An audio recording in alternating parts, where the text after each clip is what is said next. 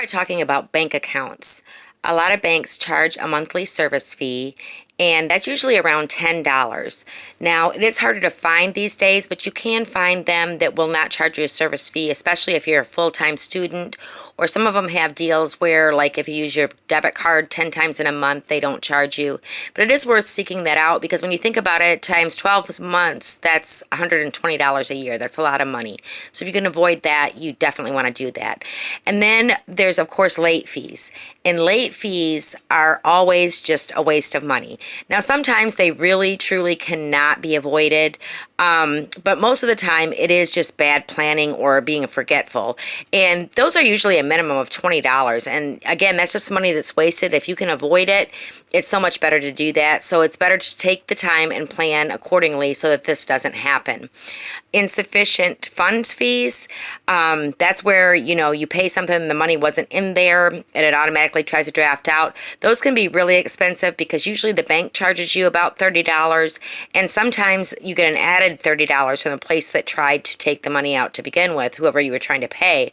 So that can be, up to $60. So if you add just those three things together, that's $90 a month. That's a lot of money. Now, a lot of people are set up with the automatic bill pay, and if you do it directly through your bank, it's usually better and you don't usually have as many fees and things associated with it, but you can run into trouble there too. And a lot of people do it simply because they forget to pay their bill.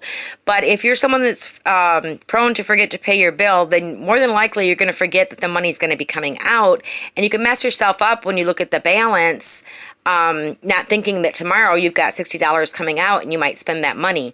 So I would suggest just using reminders on your phone. Set yourself alerts for when you need to pay a bill, and that way you'll remember that the money's coming out as well as to go in and pay it.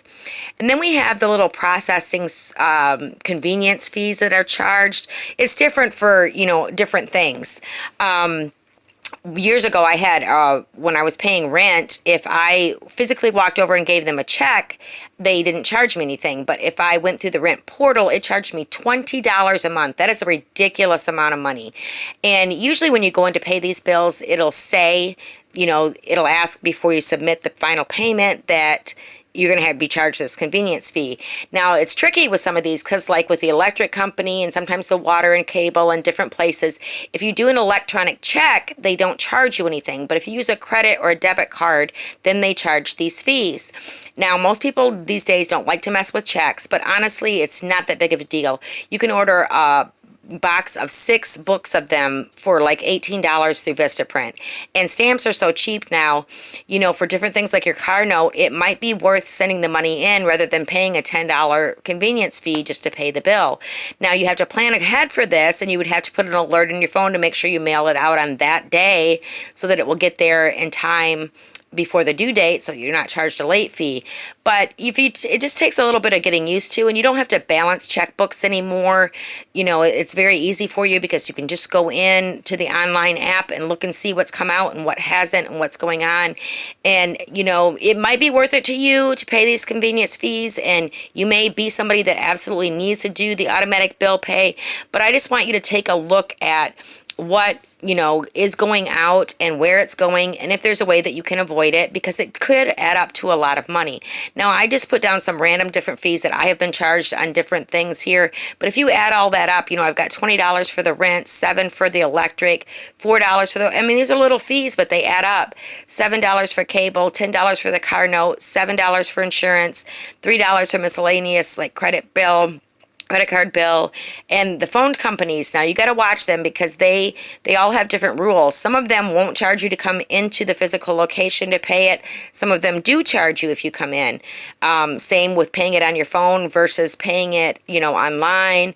And so pay attention to those things. Read up on it. Know what you're paying and why, and if there's a way that you can avoid it. Because if you add all this up, that comes to about $63 a month. Now, if you had messed up and had an insufficient fund fee and you're paying a bank fee and you made a late payment, then you got to add another $90 to that. That's $153 a month. That is a lot of money that is going out that could be used towards your emergency fund, your savings account, or paying off a bill. So these are some good tips and things to think about and consider. Take a few minutes and check it out and see exactly what you're paying and if it is something that you could do without and could save yourself some money.